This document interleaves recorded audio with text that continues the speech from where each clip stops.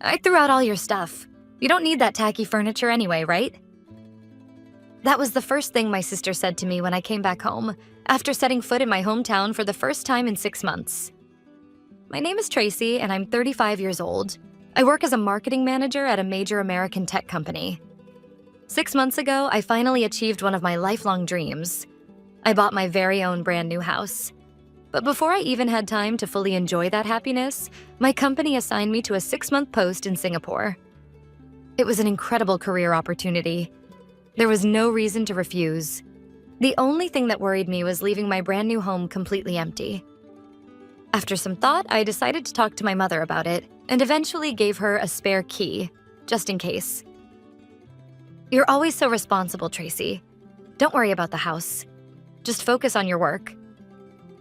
I thanked her sincerely for her kindness, filled with hope as I left America for Singapore. Life overseas was fast-paced and exciting. Time flew by quickly. Work went smoothly, and as my return date approached, I received a short message from my mother that made my stomach twist. Your sister got divorced. She's having a hard time. To be honest, my sister and I have never really gotten along. She's always been emotional, impulsive, and quick to blame others for the consequences of her own decisions. So when I heard that she was getting divorced, again, while pregnant with her 4th child, my first reaction was closer to resignation than surprise. Of course, her children, my nieces and nephews, are innocent. Thinking about them made my heart ache, but it was still my sister's problem. I had neither the need nor the obligation to get involved, but that boundary would be trampled with shocking ease while I was on the other side of the world. The second call from my mother wasn't to ask.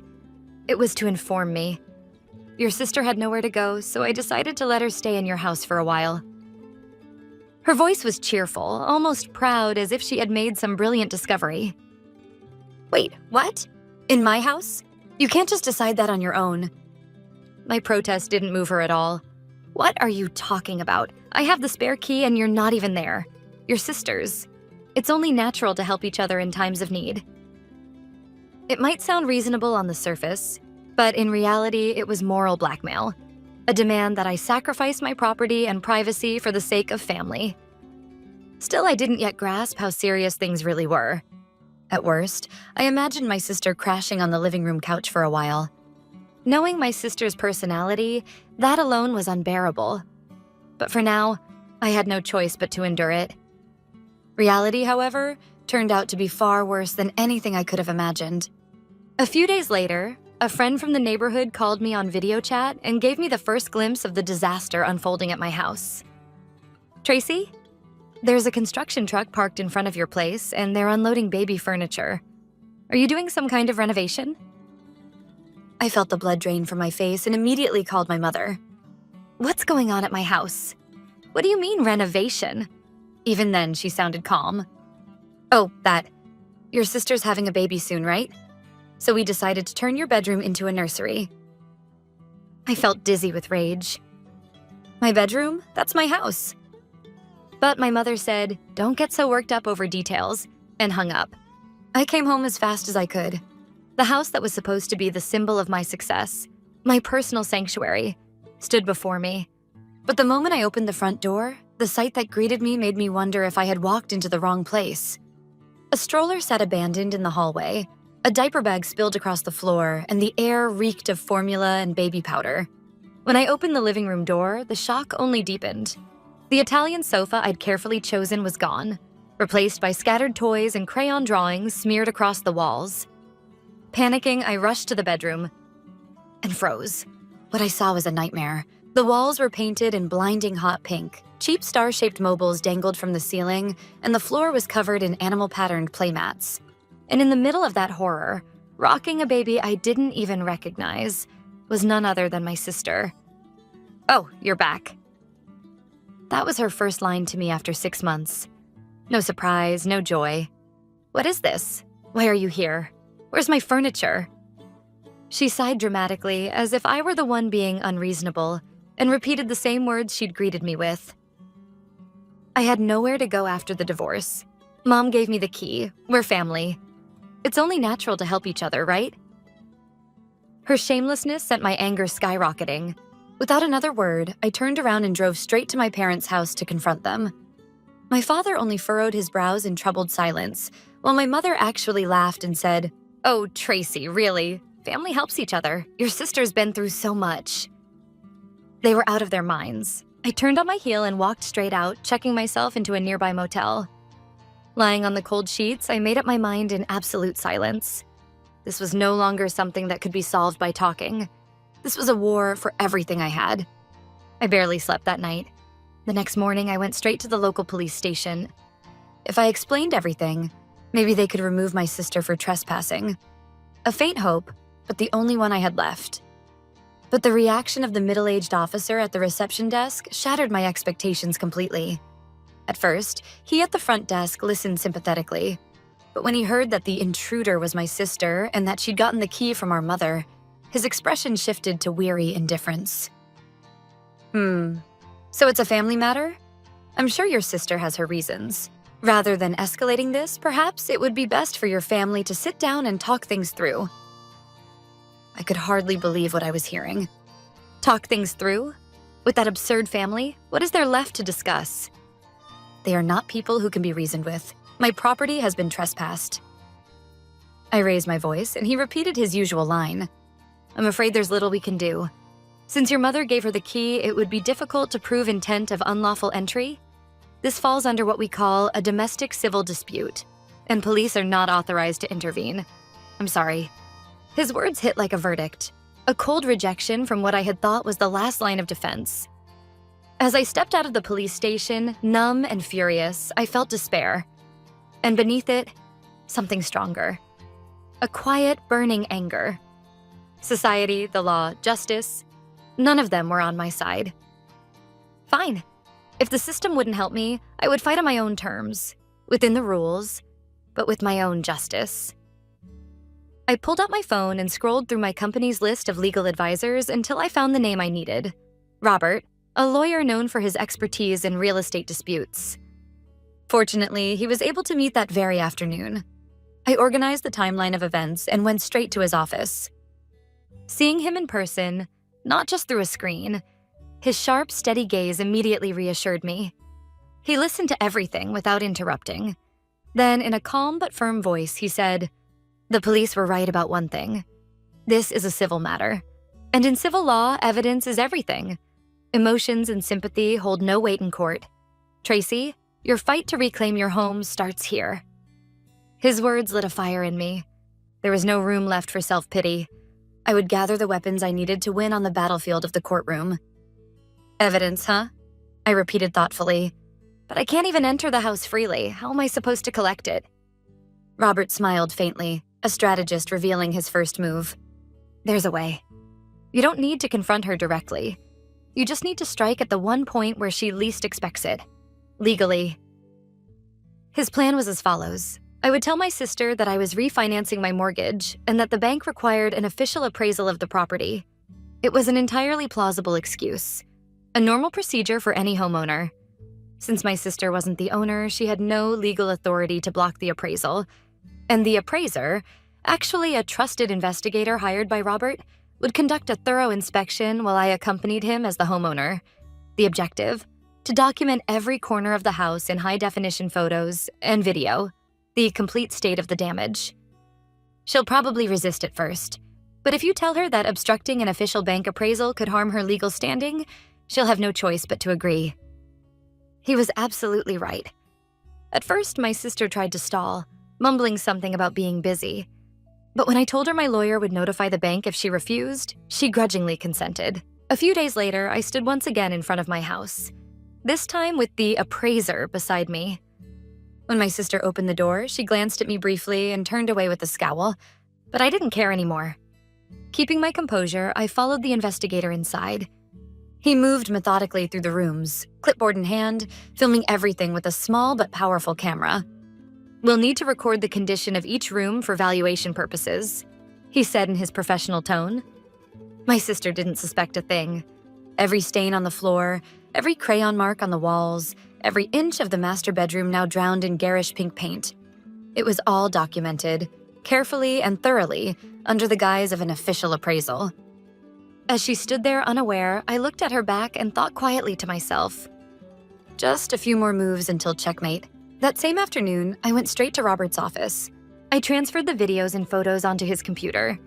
He leaned forward, studying each image intently, especially the scribbled walls and the desecrated master bedroom. A deep crease formed between Robert's brows, and I watched as it slowly shifted, not into surprise, but into a quiet, professional anger. Then he turned to me with a sharp question. Excellent evidence. But tell me, Tracy, do you have any proof of what the house looked like before the damage? I do, I answered immediately. I was so happy when I bought the place that I took photos of every corner, like a magazine spread. I opened my laptop and shared a folder from my cloud drive titled My Home. Inside were images of a flawless living room, elegant walnut floors, and a serene master bedroom with soft off-white walls. Robert alternated between the photos and the video of the damage I had shown him, nodding deeply with satisfaction. Perfect. With this, we can prove malicious intent beyond question. There's no room for debate. They'll never expect you to have such complete evidence. This will be our strongest weapon. Then he laid out the first step of our counterattack. First, based on this evidence, let's immediately demand their departure. We will send a certified letter with delivery confirmation to your sister and parents. The notice will contain 2 points. First, an order to vacate immediately. Second, a warning that all property damage will be assessed after handover and that full restoration costs will be claimed through legal channels. We won't specify any monetary amount yet. The uncertainty will make it more intimidating. I nodded firmly. Yes, ending the illegal occupation came first. I clenched my fist tightly, feeling that at last I could raise the banner of my counterattack. The day the notice must have arrived, my phone wouldn't stop vibrating in my motel room. Calls and messages from my mother and sister flooded the screen like a storm. Just as Robert had advised, I simply stared at their names coldly. No replies, no explanations. When I didn't answer, voicemail notifications began to pile up. Later, during a short break at work, I put in my earphones and pressed play. Tracy, what on earth is going on? I just got some sort of letter from a lawyer. You're evicting your sister and threatening to sue for damages? Are you insane, suing your own family? My mother's voice was shrill, almost hysterical, filled not with concern for the harm I'd suffered, but with outrage that her little scheme had unraveled. Next came my sister's turn. Fake sobs laced through every word. Tracy, how could you do this to me? To us. I have nowhere to go with my children. You didn't need to make it this serious, bringing in a lawyer. Please, let's just talk this out. Don't do this to me, okay? But her words slid off me like rain on glass. It was the same old act she'd perfected over the years, playing the victim to guilt-trip others into submission. If she truly wanted to talk things out, she wouldn't have invaded my home and destroyed my belongings in the first place. Everything was unfolding exactly as Robert had predicted. They'll try to shake you emotionally first. Don't give them an inch. His calm professionalism was my shield. I turned off my phone, took a deep breath, and exhaled slowly. No more starring in their family drama. Several days had passed since I had started completely ignoring their messages. Robert's office informed me, as expected, that both my mother and sister had called repeatedly, demanding to speak with me. He summarized their messages in a concise email. Your mother insists you've lost your mind and that bringing a family dispute to court is insane. Your sister claims she's in financial distress and unable to move out immediately. Neither shows any intention of complying with our demand. I wasn't surprised. I hadn't expected them to surrender easily. It was clear that my sister would take full advantage of her position as the victim to try to get her way. But Robert was already 2 steps ahead. In that case, we moved to the next stage. We'll file for a provisional injunction with the court requesting immediate eviction. Once granted, it becomes a court order, meaning enforcement officers can legally remove her from the premises. I agreed without hesitation. There was no reason for mercy. They had trampled my goodwill and violated my property. Now they would face the lawful consequences. The injunction process moved quickly. My evidence, the before and after images, proved decisive. One set of footage showed the devastation I'd recorded upon returning home. The other, the pristine photographs from my My Home folder. The house as it was meant to be. Placed side by side, they made the truth undeniable. A beautiful home deliberately ruined out of spite. The court swiftly ruled in my favor and issued an eviction order against my sister. Later, I learned from a neighbor what happened when the enforcement officer arrived to post the notice on the door. It was something to see, Tracy. Your sister ran outside, completely pale, staring at that paper like it was a death sentence. At last, confronted by the absolute power of the law, a realm where her emotional manipulation held no weight, she finally seemed to grasp the reality of her situation. That night, my phone rang again. This time, it was my father. My father had stayed silent through the whole mess. He neither stopped my mother and sister's rampage nor actively joined in. He simply chose to look the other way. Then came his first call in months. Tracy. His voice over the phone was frail and exhausted. Please, can you stop this? I understand how you feel, but suing your sister, suing the family, we can't face the world like that. Your mother's already a wreck. Don't make this any bigger. It was a plea, but underneath those words was not sympathy for my pain. It was protectionism, a selfish attempt to preserve their peace and public image. Dad, are you saying that to me? To the woman whose bedroom was destroyed? Not to the sister who's illegally occupying my house? Or to the mother who enabled it? At my quiet question, he stumbled for words. The call with my father ended without resolution. He kept repeating, "We are family, don't make a scene," and never once addressed the damage done to me or the wound it left. When I hung up, I sighed, not with anger, but with pity. His fear of rocking the boat had effectively enabled my mother and sister's behavior. I resolved, then and there, to stop expecting any sort of justice from him as a father. The provisional injunction carried a 2-week eviction grace period.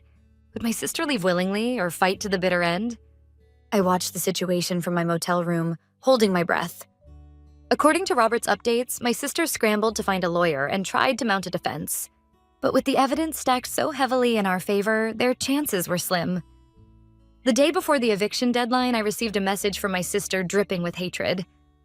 "You ruined my life. You're going to throw me and the baby I'm carrying and my 3 other kids out on the street, aren't you?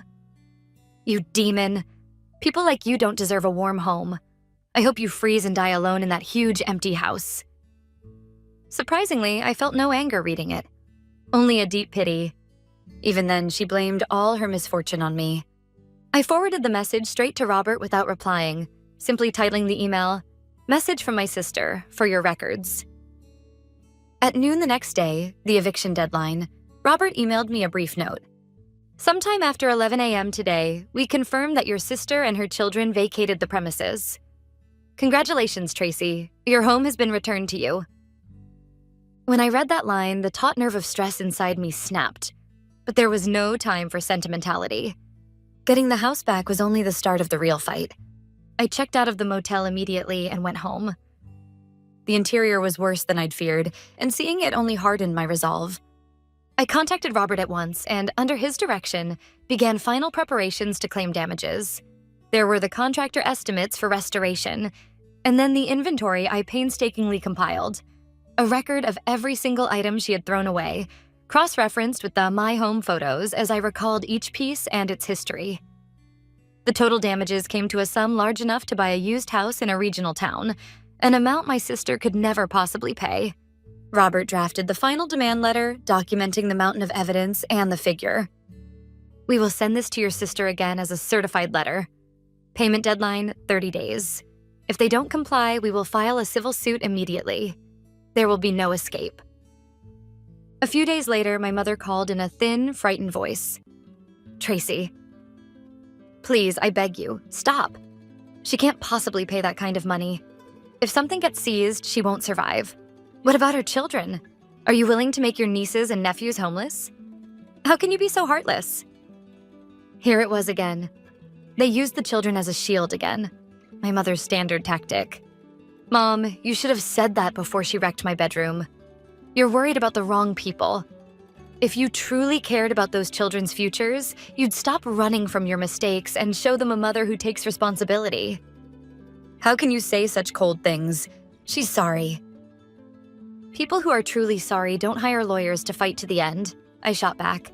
"I'm done talking to family outside of counsel. Goodbye." I cut her off and ended the call. It would likely be the last real conversation. I quietly and permanently deleted my mother's name from my phone. As the payment deadline approached, Robert called. "Tracy, we've heard from the other side." His voice was as composed as ever. "Their lawyer says they can't possibly pay the amount demanded. They are requesting a substantial reduction. If they can't pay, they say they will file for bankruptcy."